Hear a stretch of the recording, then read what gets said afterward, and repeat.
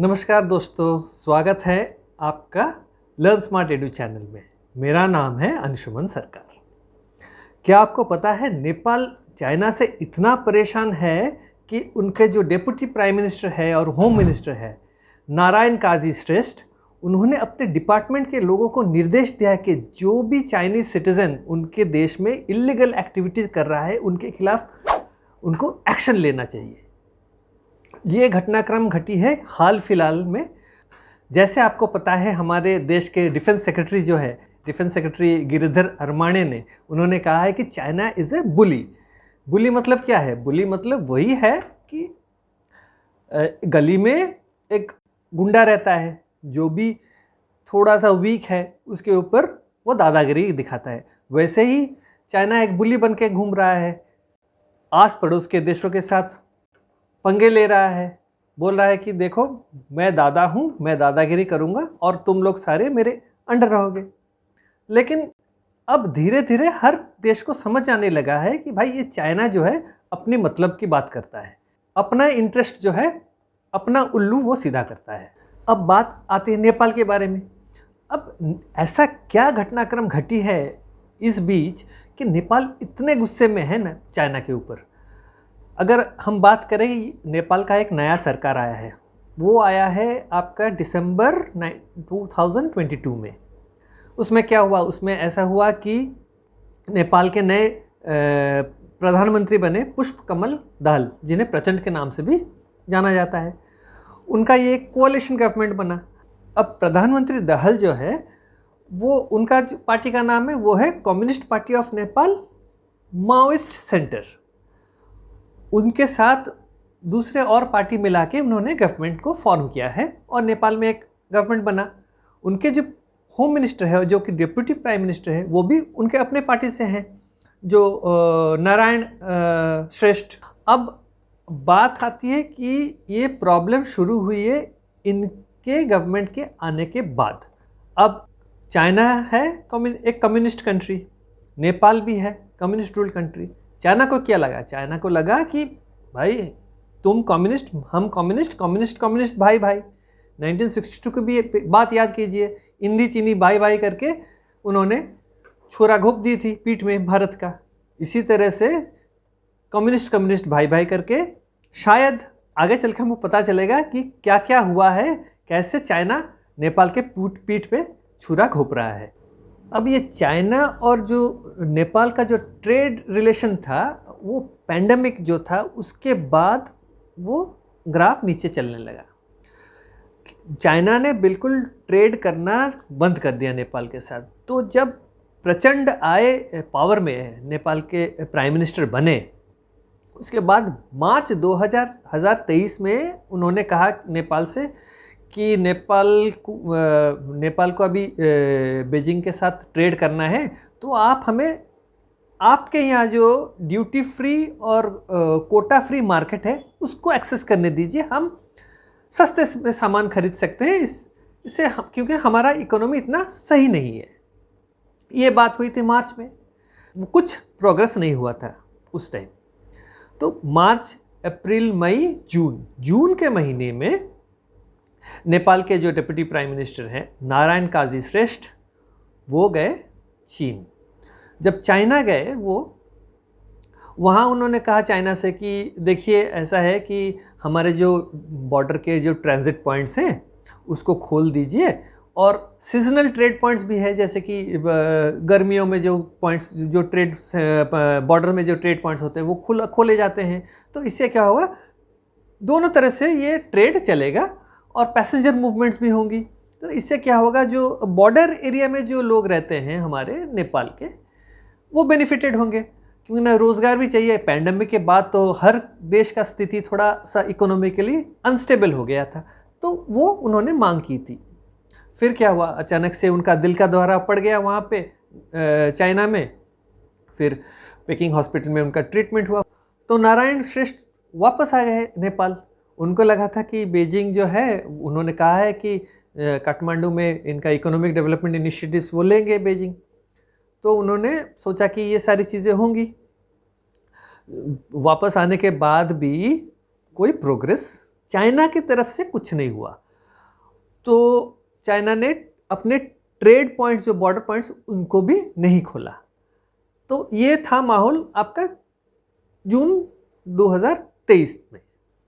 हालांकि नेपाल एक छोटा देश है, लेकिन हर देश को एक रिस्पेक्ट करना चाहिए। लेकिन चाइना जो है उसका तो बुली, वो तो बुली है, एक बिग बुली जिसे बोलते हैं, दादागिरी। उसको क्या है, वो सिर्फ चाहता है कि छोटे देशों को डरा धमका कर कैसे उनके साथ ट्रेड किया जाए, ये उसका है। और एक है चाइना का, एक उसका जो शी जिनपिंग का जो एक ड्रीम प्रोजेक्ट है, BRI, belt and road initiative, जिसे कि वो न्यू सिल्क रोड बोलता है, कई कई नाम है उसके, new silk road, one belt one road, OBOR जिसे कहते हैं, ये एक उसका है। ये क्या है, ये इसका स्ट्रेटजी है कि चाइना को वो कनेक्ट करेगा अफ्रीका और यूरोप थ्रू लैंड और थ्रू सी। ये उसका एक एम्बिशन है शी जिनपिंग का। अब इसी चक्कर में उसने नेपाल से भी उसने कहा है कि तुम्हारे साथ भी मैं ये करूँगा और मैं लिंक कर दूंगा चाइना से नेपाल तक। ये जो BRI का इनिशिएटिव वो कब शुरू किया था उसने शुरू किया था 2013 में। और जब प्रधानमंत्री मोदी पावर में आए हमारे देश में 2014 में, तो उसने बहुत एग्रेसिवली इस चीज़ को बढ़ाना शुरू कर दिया। क्योंकि उसने देखा कि प्रधानमंत्री मोदी जो है बहुत ज़्यादा अभी फोकस कर रहे हैं इंडिया के इंफ्रास्ट्रक्चर प्रोजेक्ट्स में और दूसरे चीज़ों में, वो इंटरेस्ट ले रहे हैं to build an international consensus. तो जब हमारा जो स्थिति जब सुधरने लगा और हमारा जो रिलेशनशिप बाकी सारे देशों के साथ अच्छे संबंध बनने लगे, तो चाइना को लगा कि नहीं, अब भारत के आसपास जो देश है उन देशों को भारत के खिलाफ अभी मैं भड़काऊंगा और उनको अपने मुट्ठी में लेके आऊँगा, जिससे कि वो भारत से मैं उनको कट कर दूंगा, बिल्कुल कट ऑफ कर दूंगा।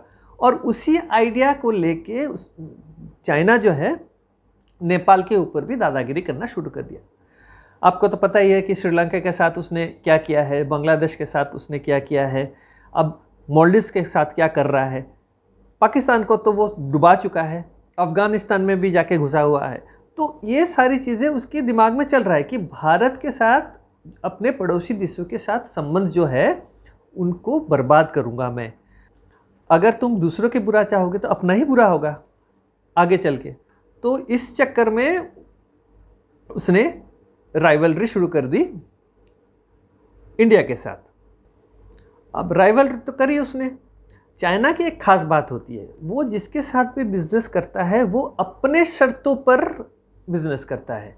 वो अपने शर्त रखता है कि अगर मैं तुम्हारे साथ ये करूँगा या मैं तुम्हारा इंफ्रास्ट्रक्चर डेवलपमेंट कर दूँगा, अगर तुम उसका रीपेमेंट नहीं कर पाते हो तो जो उस इलाके का मैं डेवलपमेंट कर रहा हूँ वो मैं उसको ले लूँगा 100 साल के लिए। जैसे कि श्रीलंका के साथ उसने किया हुआ है, हेम्बनटोटा पोर्ट 100 साल के लिए ले गया वो, क्योंकि ना वो रीपे नहीं कर पाए थे।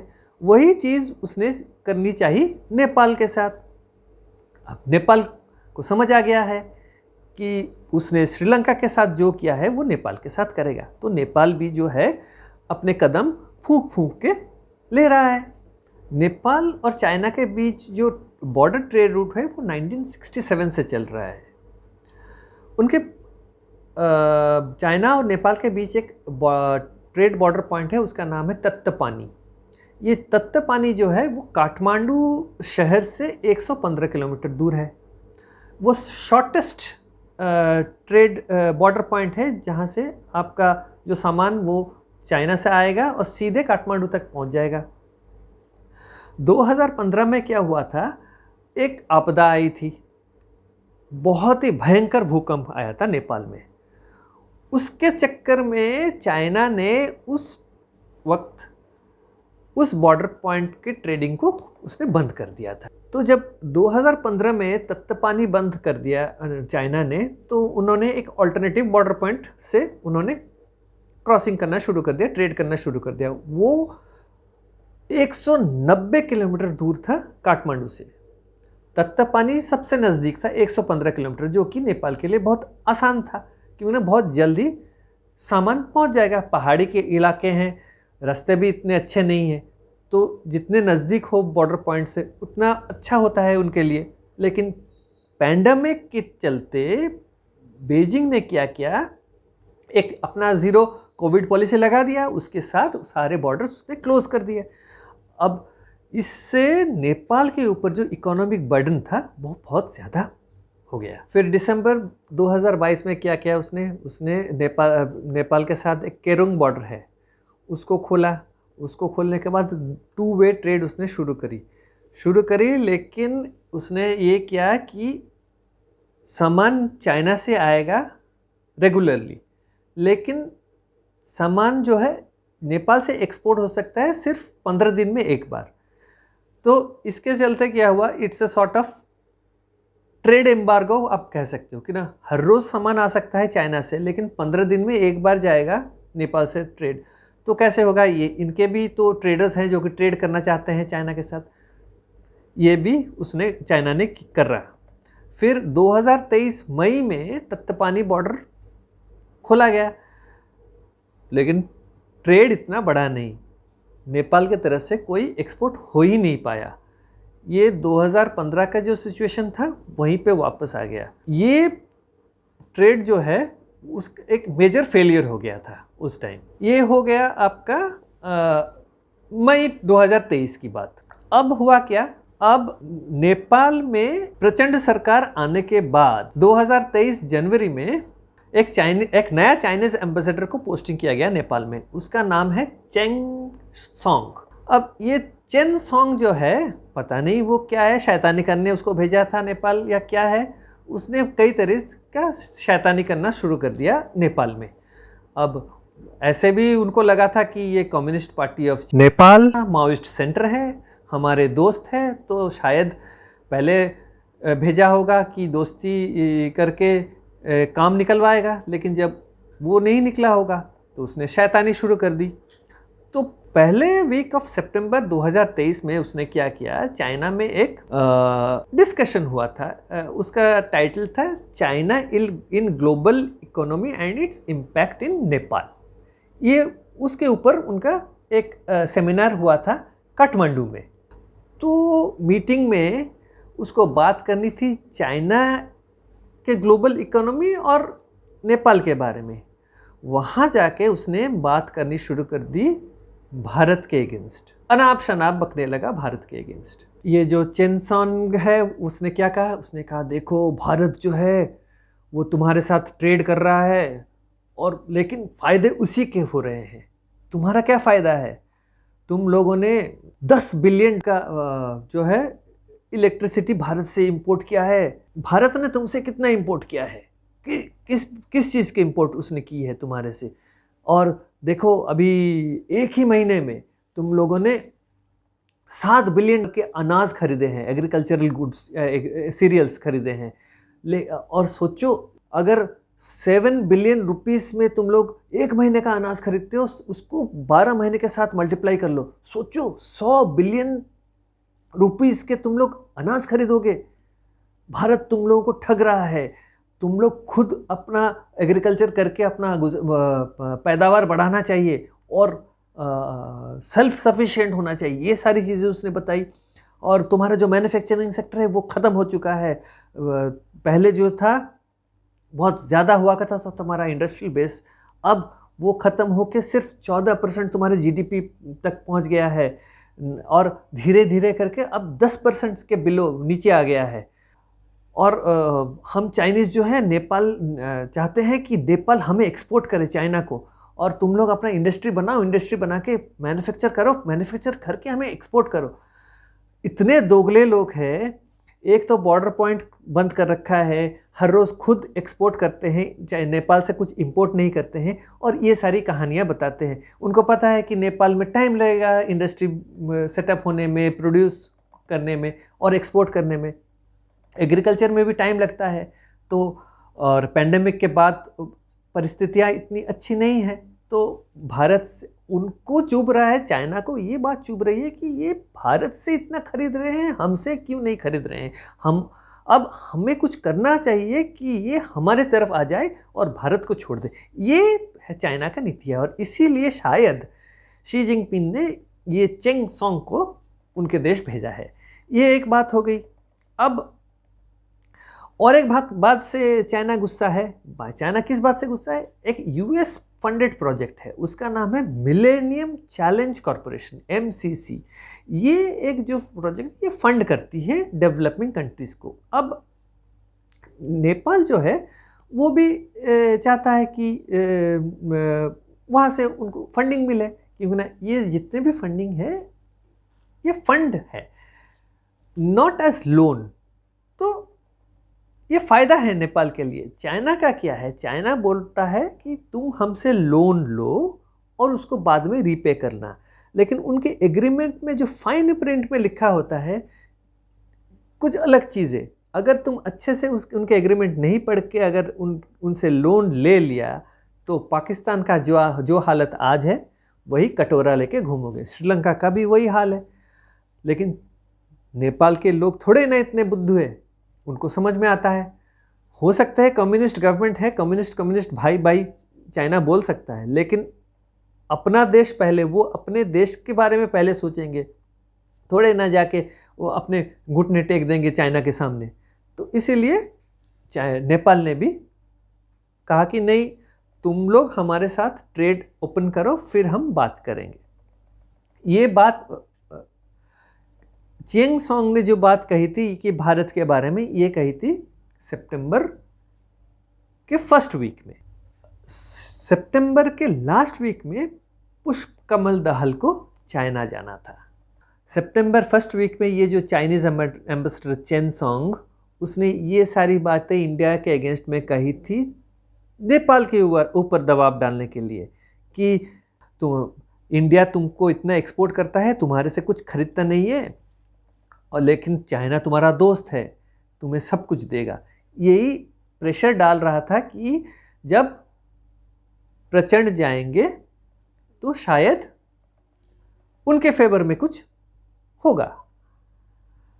उन्होंने क्या किया? उन्होंने एशियन गेम्स की ओपनिंग, तब एशियन गेम्स हो रहा था सितंबर 22 में, उनका ओपनिंग सेरेमनी था एशियन गेम्स का चाइना में। तो प्रचंड को गए तो उनको थोड़ा घुमाया फिराया, खिलाया पिलाया, बोला भाई आ गए हो, हम घुमाते फिराते, ये करके उनको लगा कि वो फुसला के उनसे एग्रीमेंट पे साइन करवा लेंगे। लेकिन प्रचंड जो है, उन्होंने कहा देखो चाइना वालों, अब BRI का जो रोड है तुम उसको हमारे चाइना तक लेके आओ। 10 साल हो गया है लेकिन चाइना ने कुछ नहीं किया है BRI के बारे में नेपाल में। अब तुम लोग कुछ करो। लेकिन चाइना के कुछ और मंसूबे थे। उसने कहा कि तुम एक काम करो, हमारा एक ग्लोबल सिक्योरिटी इनिशिएटिव है, उसको साइन करो। अब ये ग्लोबल सिक्योरिटी इनिशिएटिव क्या है? ये ग्लोबल सिक्योरिटी इनिशिएटिव ये शी जिनपिंग का एक ब्रेन चाइल्ड है। ये शी जिनपिंग का डॉक्ट्रिन बोला जाता है। इसमें क्या होता है, चाइना का ये मानना है कि ये अगर सिक्योरिटी ये कर लोगे तो मेरा सिक्योरिटी तुम्हारा सिक्योरिटी और तुम्हारा सिक्योरिटी मेरा सिक्योरिटी, हम सारे, हमारा जो सिक्योरिटी है ये इनसेपरेबल है। इसका मतलब ये है कि मेरे साथ जो सिक्योरिटी, जो ये डॉक्ट्रिन जो साइन करेंगे इनिशिएटिव, ये जो ग्लोबल सिक्योरिटी इनिशिएटिव साइन करेंगे, इसका मतलब ये है कि जब मेरा कोई प्रॉब्लम होगा तो तुम लोग मेरा साथ दोगे, और तुम्हारा कोई प्रॉब्लम होगा तो मैं तुम्हारा साथ दूंगा। तो ये चाहता है कि चाइना चाहता है कि सारे देश उसके साथ ये जो इनिशिएटिव को साइन करे। ये एग्रीमेंट साइन करने से क्या होगा कि उसके अंडर सारे ये देश आ जाएंगे। ये उसका मंसूबा है। लेकिन नेपाल जो है उसने कहा कि भाई मैं तो साइन नहीं करूँगा, तुम पहले BRI जो है उसको लेके आओ मेरे देश में, जो बेल्ट एंड रोड इनिशिएटिव है। जब एग्रीमेंट साइन हुआ तो सारी उस 12 एग्रीमेंट साइन हुए थे नेपाल और चाइना के बीच, उसमें से 7 थे MOUs, मेमोरेंडम ऑफ अंडरस्टैंडिंग्स। तो मेमोरेंडम ऑफ अंडरस्टैंडिंग किस बात की थी कि बायलैटरल कोऑपरेशन होगा, ट्रेड के बारे में हुआ, इन्वेस्टमेंट के बारे में हुआ, फिर इंटर रोड कनेक्टिविटी के बारे में हुआ, इंफॉर्मेशन टेक्नोलॉजी के बारे में हुआ, लेकिन कोई सीरियस चीज़ कोई ठोस उस एग्रीमेंट में दिखा नहीं। तो वो आ गए वापस। अब धीरे धीरे क्या हुआ, पोल और भी खुलने लगा। ये चीज़, ये चाइना की तो हरकतें वैसी है ना। तो नेपाल और चाइना का जो बॉर्डर है, नॉर्दर्न बॉर्डर जो है, नेपाल के साइड के नॉर्दर्न बॉर्डर, वो क्या है, वो बेसिकली एक बहुत ही ट्रेचरस टेरेन है। इतना टेरेन, इतना मतलब पहाड़ी इलाका है, आधे समय तो बर्फ़ से ढका रहता है और वहाँ के पॉपुलेशन भी कम है। तो इस चीज़ का फ़ायदा उठा के चाइना ने क्या किया, फिर उसकी फितरत है, चाइना ने क्या किया, उसने धीरे धीरे करके, थोड़े थोड़े करके ज़मीनें नेपाल की तरफ उसने हड़पना शुरू कर दिया, इनक्रोचमेंट करना शुरू कर दिया, बॉर्डर वायलेशंस करना शुरू कर दिए। इसे सलामी स्लाइसिंग भी कहते हैं। ये फिट बैठता है चाइना के ऊपर। चाइना के ये है कि वो धीरे धीरे धीरे धीरे करके देश के, पड़ोसी देश के ज़मीन हड़पते जाता है। जैसे कि भारत के साथ करता रहा, अभी नेपाल के साथ भी कर रहा है वो। तो ये बात एक हो गई। अब जितने भी चाइनीज़ जो सिटीजन्स हैं, नेशनल्स जो है नेपाल में हैं, वो क्या करते हैं, अनफेयर ट्रेड प्रैक्टिसेस करते हैं। सारे ट्रेड में हेरा फेरी करते हैं वो लोग। फिर वो क्या है, बहुत ही बुरे व्यवहार करते हैं लोकल नेपाल के लोगों के साथ। वाइल्ड लाइफ स्मगलिंग में भी वो लोग लिप्त हैं, चाइनीज़ नेशनल्स। फिर ह्यूमन ट्रैफिकिंग भी करते हैं, गोल्ड स्मगलिंग करते हैं, ATM हैकिंग करते हैं, और कई सारे जो फॉर्जरी की गतिविधियां वो करते हैं, ऑनलाइन फ्रॉड करते हैं। ये सारी चीज़ें जब उन्होंने शुरू कर दी तो नेपाल के जो लोकल सिटीजन्स जो हैं उनको भी पता चल गया कि ये चाइनीज़ लोग सही नहीं है, वो हमारे देश में आके हमारे लोगों के पैसे लूट के भाग रहे हैं। ये एक बात हो गई।